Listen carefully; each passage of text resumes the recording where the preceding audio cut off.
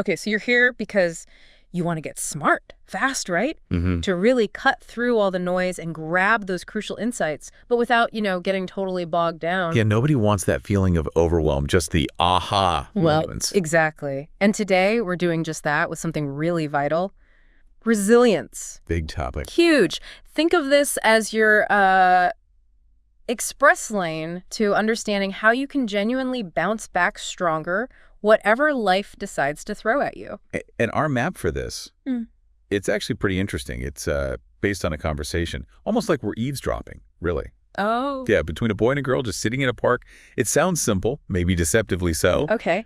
But it's packed with these really profound observations about how we handle, life's inevitable hard knocks. Right. So our job, our mission for this deep dive is to pull out those hidden gems for you listening. Exactly. Extract the wisdom. This isn't about abstract theory. It's about practical stuff from this very human chat. Oh. What can we actually learn about building that inner strength? Okay, let's dive in then. Right. So the dialogue, it starts by hitting us with the truth we all kind of know, but maybe forget sometimes. Tough times. They're just part of the deal. Oh, absolutely. Loss, failure, those real gut punch rejections, they happen to everyone. And I think it's important how it tackles that filtered reality we see so often, especially online. You mean the social media effect? Yeah, exactly. Everyone seems to be just constantly winning, celebrating successes. Which can definitely leave you feeling like, wait, am I the only one hitting roadblocks? But this conversation, this park bench chat, it quietly reminds us, nope, everyone has their own challenges. Their own struggles they're navigating, often completely unseen. Those silent battles. Right. The silent battles, they really shape us, don't they? They do. And the core message that comes through right away is this: falling down.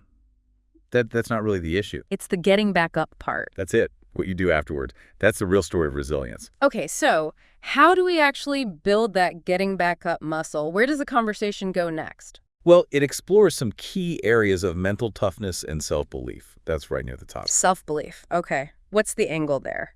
What's fascinating is how it's presented is this idea of internal conviction, like holding firm, even when there's maybe zero external evidence supporting you. Wow. Okay. So even when things look bad. Yeah.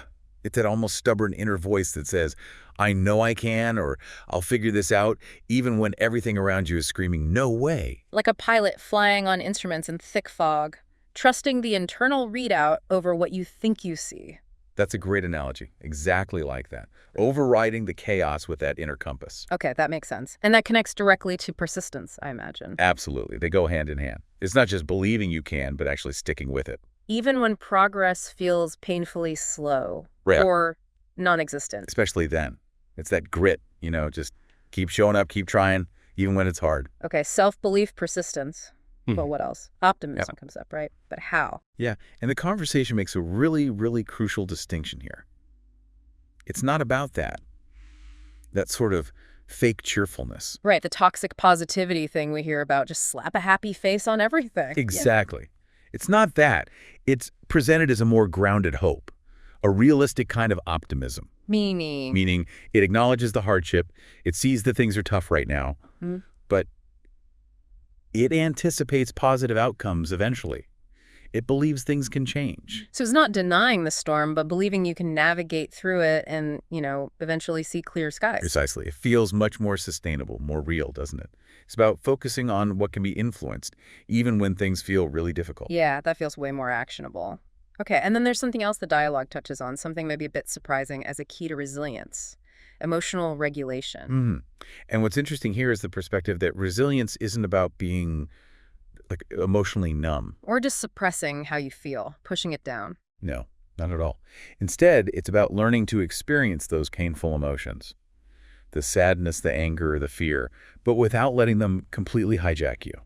So feeling it, but not being overwhelmed by it. Exactly. Yeah. It's like turning down the volume on the emotional noise just enough so you can still think clearly and figure out what to do next. And they use an analogy for that. Yeah, a really good one.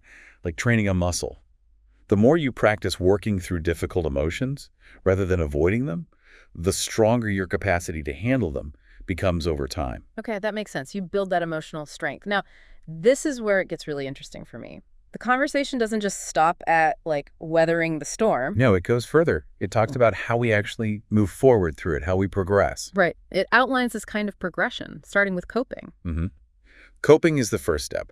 It's about finding ways to stabilize yourself when things first go sideways, getting your feet back under you. Just managing the immediate hit. Exactly. Then comes adaptation, which is more active, more intentional. How so? Adaptation is about looking at what happened, maybe reflecting a bit and saying, okay, that approach didn't work, or this situation has changed. So learning from it. Yes. And then asking, how can I adjust? How can I approach things differently now? It requires flexibility, being willing to change course. Okay. Cope, adapt. And then there's a third stage. Growth. Yeah. And this is crucial. The dialogue suggests that true resilience isn't just about bouncing back to exactly where you were before the setback. It's about becoming more. Yes.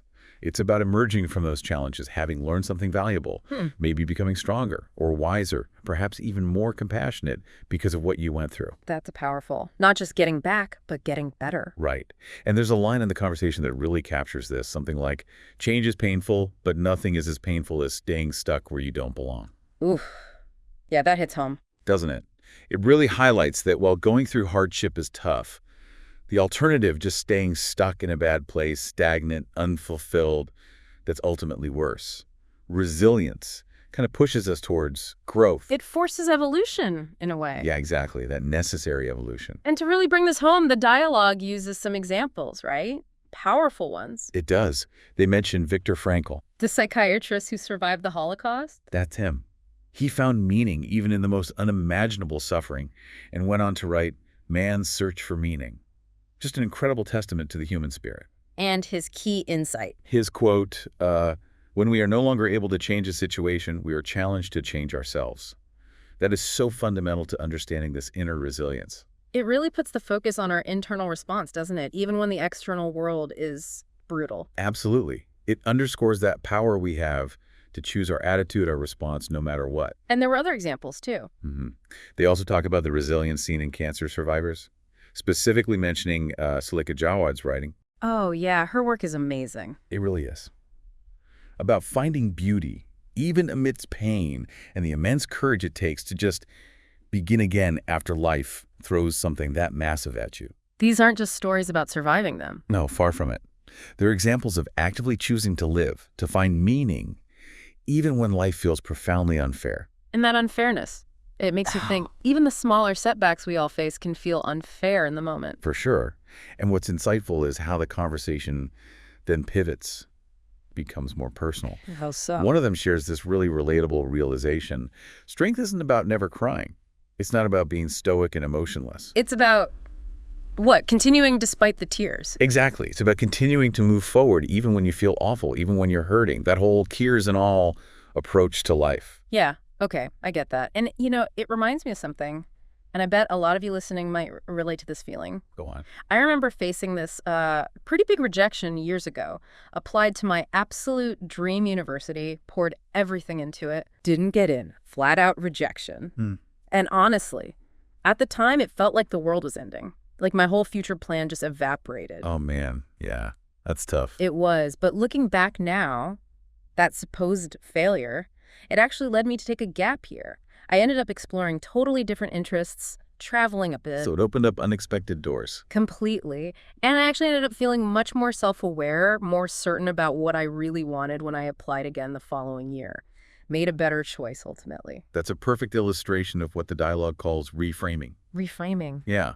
Instead of seeing that rejection as a definitive no, a dead end, resilience involves learning to see it as maybe a detour, an unexpected turn. Or even sometimes an opportunity in disguise. Exactly. The conversation touches on this idea of setbacks sometimes being setups, challenges that maybe only in hindsight you realize actually puts you on a better, more fitting path. Right. The path you needed, not just the one you thought you wanted. Precisely. Okay, so let's bring this all together. What does this deep dive into that park bench conversation really mean for you listening right now? I think it boils down to this. Life is going to present you with difficulties, challenges, setbacks, curveballs. That's pretty much a given, right? Unfortunately, yes. Seems unavoidable. But your reaction, Your ability to navigate those difficulties, to learn from them, and crucially, to keep moving forward. That's where your power lies. That's the choice. It's not about waiting for challenges to stop, but about building the capacity to handle them when they come. Exactly right. And resilience, as the conversation really emphasizes, isn't some magical trait you either have or you don't. It's not fixed. No, it's a series of choices. It's built through small actions taken consistently over time. It starts with that very first step you take after you stumble, that decision not to just stay down. And the conversation encourages us to be, kind to ourselves in that process. Definitely. It's okay if the steps feel small. Yeah. It's okay to reach out for support when you need it. Nobody builds resilience completely alone. No person is an island, right? Right. It's just about maintaining that forward momentum, however tiny it feels sometimes. Just keep going. And maybe think about those tough experiences differently, those moments you did overcome. See them not as signs of weakness or failure, but as evidence of your strength, proof of your survival. Like those scars the conversation implies, they show you made it through. Exactly. They show you learned, you adapted, you grew. They're badges of honor, in a way. So ultimately, what this deep dive really reveals, resilience isn't just about bouncing back to square one. It's not just getting back to where you were. No, the potential is so much greater. It's about transformation. It's about emerging from those challenges. Stronger. Stronger, yes.